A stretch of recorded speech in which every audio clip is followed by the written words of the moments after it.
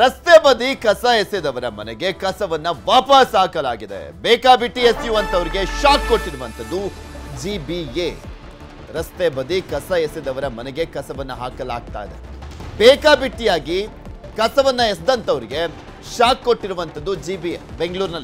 ಬೆಂಗಳೂರಿನಲ್ಲಿ ಜಿಬಿಎ ಕಸ ಸುರಿಯುವ ಹಬ್ಬವನ್ನ ಮಾಡ್ತಾ ಇದೆ. ಇದು ಹಬ್ಬ ಅಲ್ಲ, ಮಾರಿ ಹಬ್ಬ ಆದಂತಾಗಿದೆ. ಅವ್ರು ಒಂದು ಬಕೆಟ್ ಎಸೆದ್ರೆ 10 ಬಕೆಟ್ ತಗೊಂಡೋಗಿ ಸುರಿಯಲಾಗಿದೆ. ರಸ್ತೆ ಬದಿ ಕಸ ಎಸೆಯುವಂತವರಿಗೆ ಬಿಸಿ ಮುಟ್ಟಿಸಿರುವಂತದ್ದು ಜಿಬಿಎ. ಕಸ ಎಸೆಯೋರ ವಿಡಿಯೋವನ್ನ ಚಿತ್ರೀಕರಿಸಿದ್ರು ಮಾರ್ಷಲ್ಸ್ಗಳು.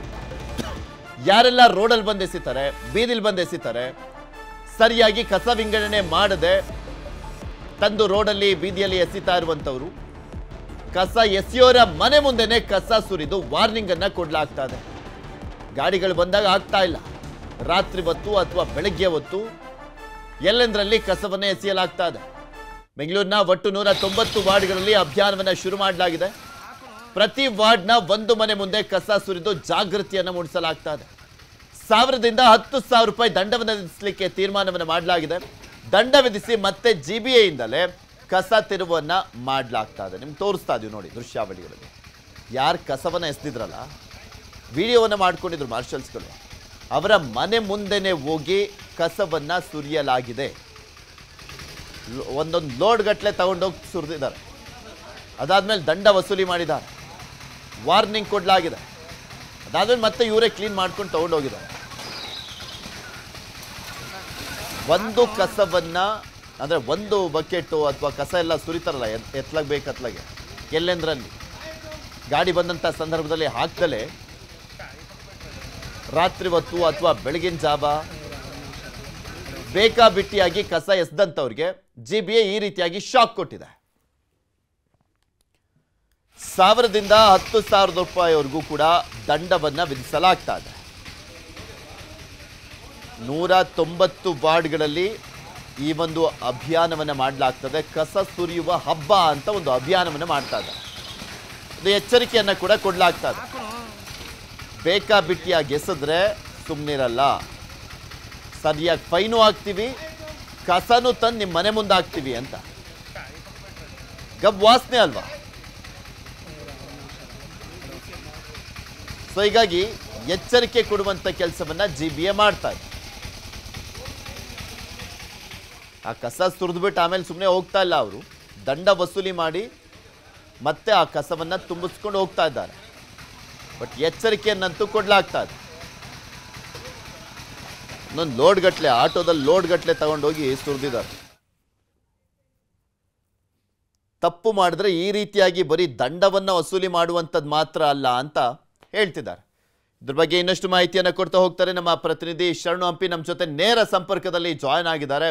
ಶರಣು, ನೋಡ್ತಾ ಇದ್ವಿ ಕಸ ಸುರಿಯುವ ಹಬ್ಬ ಅಂತ ಹೇಳ್ತಾ ಯಾವ ರೀತಿಯ ಎಚ್ಚರಿಕೆಯನ್ನ ಕೊಡ್ಲಾಗ್ತದೆ? ಆ ಕಸ ಸುರಿದ್ರಲ್ಲ, ದಂಡ ವಸೂಲಿ ಆದ ಬಳಿಕ ಇವರೇ ತುಂಬಿಸ್ಕೊಂಡು ವಾಪಸ್ ಹೋಗ್ತಾ ಇದಾರ ಅಥವಾ ಅವ್ರಿಗೆ ತುಂಬಿಸ್ಲಿಕ್ಕೆ ಹೇಳಲಾಗ್ತಾ ಇದೆಯಾ? ಪೃಥ್ವಿ, ಸಿಲಿಕಾನ್ ಸಿಟಿ ಬೆಂಗಳೂರಿನಲ್ಲಿ ಗಾರ್ಬೇಜ್ ಸಮಸ್ಯೆ ಎಷ್ಟಿದೆ ಅಂತ ಹೇಳಿ ಡಿಸಿಎಂ ಡಿಕೆ ಶಿವಕುಮಾರ್ ಅವರೇ ಖುದ್ದು ತಮ್ಮ ಹಲವು ಭಾಷಣಗಳಲ್ಲಿ ಹೇಳಿದ್ದಾರೆ. ಇದು ನಿಜವಾಗ್ಲೂ ಕೂಡ ಕಸದ ದೊಡ್ಡ ಮಾಫಿಯಾ ಇದೆ ಅಂತ ಹೇಳಿ. ಆದ್ರೆ ನಗರದಲ್ಲೂ ಕೂಡ ಜನರ ಜಾಗೃತಿಯನ್ನ ಮೂಡಿಸುವಂತ ಕಾರ್ಯ ಮಾಡಬೇಕು ಅಂತ ಹೇಳಿ ಇವತ್ತು ಕಸದ ಹಬ್ಬವನ್ನ ಈಗ ಜಿಬಿಎ ವ್ಯಾಪ್ತಿಯಲ್ಲಿ ಬರುವಂತ ಏನು ವಿಲೇವಾರಿ ಒಂದು ಸಂಸ್ಥೆ ಏನಿದೆ ಆ ಸಂಸ್ಥೆ ಮಾಡ್ತಾ ಇದೆ. ಸೊ ಆ ಹಿನ್ನೆಲೆಯಲ್ಲಿ ಇವತ್ತು ನಗರದ 190 ವಾರ್ಡ್ಗಳಲ್ಲೂ ಕೂಡ ಕಸವನ್ನ ವಿಲೇವಾರಿ ಮಾಡುವಂತ ಕೆಲಸ, ಅಂದ್ರೆ ಯಾರು ಕಸ ಹಾಕಿರ್ತಾರೆ ಆ ಕಸ ಹಾಕಿರುವಂತವರ ಮನೆಗೆ ಹೋಗಿ ಕಸವನ್ನ ಅವರ ಮನೆ ಮುಂಭಾಗದಲ್ಲೇ ಹಾಕುವಂತ ಕಾರ್ಯ. ಮತ್ತು ಈ ಸಿಬ್ಬಂದಿ ಏನಿದ್ದಾರೆ ಮಾರ್ಷಲ್ ಜೊತೆಗೆ ಕಸ ವಿಲೇವಾರಿ ಮಾಡುವಂತ ಸಿಬ್ಬಂದಿ ಮತ್ತು ಪೌರ ಕಾರ್ಮಿಕರೆಲ್ಲರೂ ಕೂಡ ಅಲ್ಲಿ ಹೋಗಿ ಮೊದಲು ದಂಡವನ್ನ ಕಟ್ಸ್ಕೊಳ್ತಾರೆ. ದಂಡ ಕಟ್ಸ್ಕೊಂಡಾದ ಮೇಲೆ ತಿರ್ಗಾ ವಾಪಸ್ ಕಸವನ್ನ ಇವರೇ ರಿಸೀವ್ ಮಾಡ್ಕೊಳ್ಳುವಂತ ಕೆಲಸ ಮಾಡ್ತಾರೆ. ಅಂದ್ರೆ ಜನರಲ್ಲಿ ಜಾಗೃತಿ ಮೂಡಿಸಬೇಕು. ಎಲ್ಲೆಂದ್ರಲ್ಲಿ ಬೇಕಾಬಿಟ್ಟಿಯಾಗಿ ಕಸವನ್ನ ಎಸೆದ್ರೆ ಈ ರೀತಿಯಾಗಿ ನಾವು ದಂಡವನ್ನ ಹಾಕ್ತಿವಿ, ಕೇವಲ ದಂಡ ಮಾತ್ರ ಅಲ್ಲ, ಮುಂದೆ ಶಿಕ್ಷಣ ಕೂಡ ಕೊಡ್ತೀವಿ ಅನ್ನೋ ರೀತಿಯಾದಂತ ಎಚ್ಚರಿಕೆಯನ್ನು ಕೂಡ ನೀಡ್ತಾ ಇರೋದು. ಬನ್ನಿ, ನಮ್ಮ ಜೊತೆಗೆ ಮಾತಾಡ್ಲಿಕ್ಕೆ ಕಸ ವಿಲೇವಾರಿ ಮಾಡುವಂತ ಒಬ್ಬ ಸಿಬ್ಬಂದಿ ಇದ್ದಾರೆ, ಅವ್ರನ್ನೇ ಮಾತಾಡ್ಸೋಣ. ಸರ್, ತಾವು ಯಾವ ಏರಿಯಾಗೆ ಹೋಗಿದ್ರಿ? ಬೆಳಿಗ್ಗೆ ಏನೇನ್ ಮಾಡಿದ್ರಿ ಸರ್? ಸರ್ ಸುಂಕೇನಹಳ್ಳಿ ವಾರ್ಡ್ ನಮ್ದು. ಇಲ್ಲಿ ಡೋರ್ ಟು ಡೋರ್ ಮಾಡಿರೋ ಕಸ ಹಸಿ ಕಸ ಎಲ್ಲ ಇದು. ನಾವು ಇಲ್ಲಿಂದ ಒಂದ್ ಆಟೋ ಲಾರಿಗೆ ಪ್ಲಾಸ್ಟಿಕ್ ಕಸ ಕೊಡ್ತೀವಿ, ಇನ್ನೊಂದು ಆಟೋ JC ರೋಡ್ ತಗೊಂಡೋಗ್ತೀವಿ. ತಗೊಂಡೋದ್ಮೇಲೆ ಅಲ್ಲಿ ರೋಡ್ ಕನ್ಸ್ಟ್ರಕ್ಷನ್ ನಡೀತಾ ಇದೆಯಲ್ಲ, ಅದರಿಂದ ನಮಗೆ ಅಲ್ಲಿ ಇವತ್ತು ಅನ್ಲೋಡ್ ಜಾಗ ಇಲ್ಲ. ನಾಳೆಯಿಂದ ನಮ್ಮ ಕಾಂಟ್ರಾಕ್ಟರ್ ಬಂದ್ಬಿಟ್ಟು ಮನೆಗೆ ಕಸ ಹಾಕ್ತಿದ್ರಲ್ಲ, ಹಾಕಿ ಅವ್ರಿಗೆ ಮತ್ತೆ ಅಲ್ಲಿಂದಾನೆ ಕಸ ರಿಸೀವ್ ಮಾಡ್ಕೊಂಡ್ಬಿಡ್ತಿದ್ರ ನೀವು? ಈಗ ಮನೆ ಕಸದೆ ಸರ್ ಇದೆಲ್ಲ. ಮನೆ ಕಸನೇ ಎಲ್ಲ ಸಪರೇಟ್ ಮಾಡಿರೋದು ನೋಡಿ. ಕವರ್ ಇಲ್ಲಿದೆ ಕಾಣಿಸ್ತಾ ಇದೆಯಾ? ಕವರ್ ಇಲ್ಲಿದೆ, ಹಸಿ ಕಸ ಅಲ್ಲಿದೆ, ಪ್ಲಾಸ್ಟಿಕ್ ಇಲ್ಲಿದೆ. ನಾವು JC ರೋಡ್ ತಗೊಂಡೋಗೋದು ಈ ಕಸ. ಇದು ಬಂದ್ಬಿಟ್ಟು ಲಾರಿಗೆ ಕೊಡ್ತೀವಿ.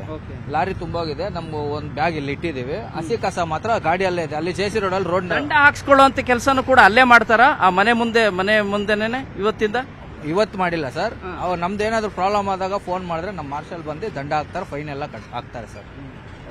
ಇದು ಸಿಬ್ಬಂದಿ ಇರೋದು. ಸೊ ಈ ರೀತಿಯಾಗಿ ಕಸವನ್ನ ಎಲ್ಲೆಲ್ಲಿ ಯಾರು ಕಸವನ್ನ ಎಸ್ತಿರ್ತಾರೆ ಅದರ CC ಕ್ಯಾಮ್ರಾಗಳ ದೃಶ್ಯದ ಹಿನ್ನೆಲೆಯಲ್ಲಿ ಅವರ ಮನೆಗೆ ಹೋಗಿ ಅವರ ಮನೆಗೆ ಕಸವನ್ನ ಹಾಕಿ ದಂಡವನ್ನ ಹಾಕ್ಸ್ಕೊಳ್ತಾರೆ. ಅದು ನಿಮಗೆ 1,000 ದಿಂದ 10,000 ಕೂಡ ದಂಡ ಹಾಕ್ಸ್ಕೊಳ್ತಾರೆ. ದಂಡದ ನಂತರ ಆ ಕಸವನ್ನ ವಿಲೇವಾರಿ ಮಾಡುವಂತ ಕಾರಣನೂ ಕೂಡ ಆಗ್ತದೆ. ಇಲ್ಲಿ ಒಬ್ಬ ಹಿರಿಯ ನಾಗರಿಕರಿದ್ದಾರೆ, ಅವ್ರನ್ನೇ ಮಾತಾಡ್ಸೋಣ. ಸರ್, ಈಗ ಕಸದ ಹಬ್ಬ ಅಂತ ಮಾಡ್ತಾ ಇದೆ. ಏನಂದ್ರೆ ಯಾರು ಕಸವನ್ನ ಬೇಕಾಬಿಟ್ಟು ಎಲ್ಲೆಂದ್ರಲ್ಲಿ ಎಸ್ತಾರೆ ಆ ಕಸವನ್ನ ಮತ್ತೆ ತಗೊಂಡೋಗಿ ಅವರ ಮನೆ ಮುಂದೆನೆ ಈಗ ನೀವೇನಾದ್ರೂ ಕಸ ಹಾಕಿದ್ರೆ ನಿಮ್ಮ ಮನೆ ಮುಂದೆನೆ ಕಸ ಹಾಕ್ತಾರೆ, ದಂಡ ಕಟ್ಸ್ಕೊಳ್ತಾರೆ.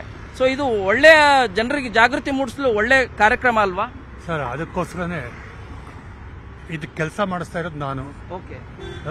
ಅದ್ರ ಪೂರ್ತಿ ದುಡ್ಡು ನಾನು ಕೊಡ್ತೀನಿ ಅಂತ ಹೇಳಿ ಕೆಲಸ ಮಾಡಿಸ್ತಾ ಇದ್ದೀನಿ. ಯಾಕೆಂದ್ರೆ ನಂದು ಬಿಟ್ಬಿಡಿ, ನಾನು ಕಸ ಹಾಕೋದೇ ಇಲ್ಲ.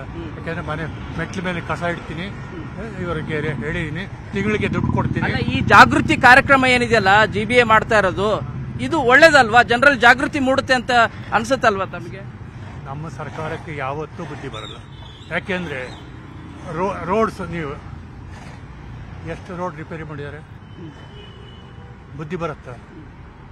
ಹೇಳೋದು ಮಾತ್ರ ಹೇಳ್ತಾರೆ. ಅಲ್ಲ, ನಮ್ ಜನರು ಕೂಡ ಜಾಗೃತರಾಗಬೇಕಲ್ಲ ಸರ್? ಎಲ್ಲಿ ಬೇಕಾದಲ್ಲಿ ಕಸ ಹಾಕ್ತಾರೆ. ಜನರು ರೆಡಿ ಇದ್ದಾರೆ.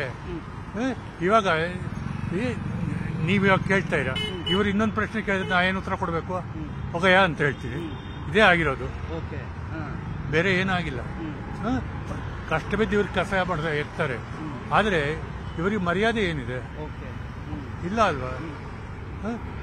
ಇಷ್ಟು ಜನದ ಕಸ ಎತ್ಕೊಂಡು ಹೋಗ್ತಾರೆ, ಯಾರಾದ್ರೂ 10 ಪೈಸಾ ಕೊಡ್ತಾರ ಕೇಳಿ? ಇಲ್ಲ. ಅಲ್ಲ, ಜನರು ಕೂಡ ಇನ್ಶೇಟ್ ತಗೊಳ್ಳೋದ್ರಲ್ಲಿ ಈ ರೀತಿಯಾದಂತ ಏನ್ ಕಾರ್ಯ ಮಾಡ್ತಾ ಇದೆ ಕಸದ ಹಬ್ಬ ಅಂತ ಹೇಳಿ ಅಧಿಕಾರಿಗಳೇ ಹೋಗಿ ಮನೆ ಮುಂದೆ ಯಾರು ಕಸ ಹಾಕಿರ್ತಾರೆ, ಎಲ್ಲಿ ಬೇಕಾದ್ರೆ ಬಿಸಾಕಿರ್ತಾರಲ್ಲ, ಅವ್ರಿಗೆ ಫೈನ್ ಹಾಕೋದು, ಅವ್ರ ಮನೆ ಮುಂದೆನೆ ಕಸ ಹಾಕೋದು, ಇದೆಲ್ಲದು ಕೂಡ ಜಾಗೃತಿ ಮೂಡಿಸಲು ಬಹಳ ಅನುಕೂಲ ಆಗುತ್ತಲ್ವಾ ಸರ್? ಸಾಧ್ಯನೇ ಇಲ್ಲ. ಇವಾಗ ನನ್ನ ಮುಂದೆ ಹಾಕ್ತೀರಾ, ನೀವು ಎಷ್ಟೊತ್ತಿರ್ತೀರಾ? ನೀವು ಹೋದ ತಕ್ಷಣ ಮತ್ತೆ ರೋಡ್ ಫೈನ್ ಹಾಕ್ಸ್ಕೋತಾರ ಸರ್? ನಿಮ್ ಮನೆ ಮುಂದೆ ಫೈನ್ ಹಾಕ್ಸ್ಕೋತಾರೆ? ಈ ಅಭಿಯಾನವನ್ನ ಎಷ್ಟು ದಿನಗಳ ಕಾಲ ಮಾಡಲಾಗ್ತದೆ? ಯಾವ ರೀತಿ ಐಡೆಂಟಿಫೈ ಮಾಡ್ತಾ ಇದಾರೆ? ಮಾರ್ಷಲ್ಸ್ ಗಳೇ ತೆಗೆದಂತಹ ಒಂದು ವಿಡಿಯೋಗಳ ಅಥವಾ ಅಲ್ಲಿ ಹಾಕಿರುವಂತ ಪಬ್ಲಿಕ್ ಪ್ಲೇಸ್ ನಲ್ಲಿ ಇರುವಂತ CCTVಗಳನ್ನ ಚೆಕ್ ಮಾಡಿ ಫೈನ್ ಹಾಕ್ಲಾಗ್ತಾ ಇದೆಯಾ, ಕಸ ಸುರಿಯಲಾಗ್ತಾ ಇದೆಯಾ?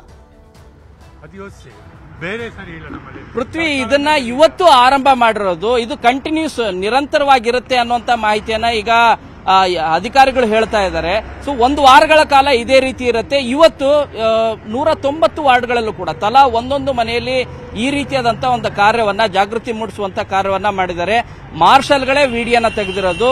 ಆ ಮಾರ್ಷಲ್ಗಳ ವಿಡಿಯೋದಲ್ಲಿ ಜನರು ಕೂಡ ಹೇಳ್ತಾರೆ, ಹೌದು, ನಾ ಕಸವನ್ನು ಎಸೆದಿದ್ದೆ, ಈ ರೀತಿಯಾಗಿ ಅದನ್ನ ನಾನು ವಿಲೇವಾರಿ ಮಾಡಬೇಕಾಗಿತ್ತು, ವಿಲೇವಾರಿ ಮಾಡಿಲ್ಲ, ಇನ್ನು ಮುಂದೆ ನಾನು ವಿಲೇವಾರಿ ಮಾಡ್ತೀನಿ ಅಂತೇಳಿ. ಮತ್ತು ಇನ್ನೂ ಒಂದು ಬಹಳ ಪ್ರಮುಖವಾದಂತ ವಿಚಾರ ಅಂತಂದ್ರೆ ಮುಜುಗರ ತರುವಂತ ವಿಷಯ. ಯಾಕಂದ್ರೆ ಎಲ್ಲೋ ಯಾರು ಗೊತ್ತಿರಲ್ಲ, 4 ಜನ ಗೊತ್ತಿರಲ್ಲ, ಅಲ್ಲಿ ಹೋಗಿ ಕಸವನ್ನೇ ಎಸ್ತು ಹೋಗ್ಬಿಡ್ತಾರೆ. ಸೊ ಅದು ಕ್ಯಾಪ್ಚರ್ ಮಾಡ್ಕೊಂಡು CC ಕ್ಯಾಮ್ರಾಗಳಲ್ಲೋ ಅಥವಾ ಇನ್ಯಾರೋ ಮಾರ್ಷಲ್ ವಿಡಿಯೋ ಕ್ಯಾಪ್ಚರ್ ಮಾಡಿರ್ತಾರೆ.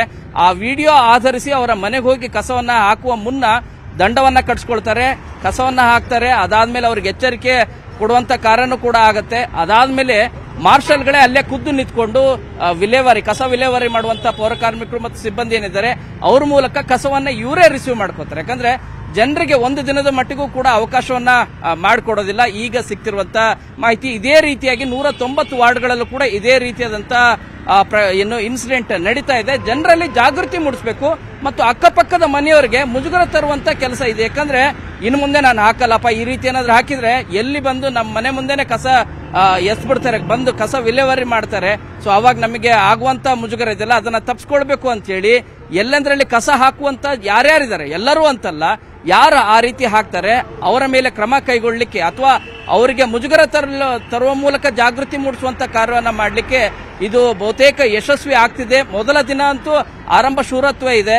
ಇದೇ ರೀತಿಯಾಗಿ ಮುಂದುವರಿಯುತ್ತಾ ಒಂದು ವಾರಗಳ ಕಾಲ ಮುಂದುವರಿಯುತ್ತೆ ಅಂತ ಹೇಳಿದ್ದಾರೆ.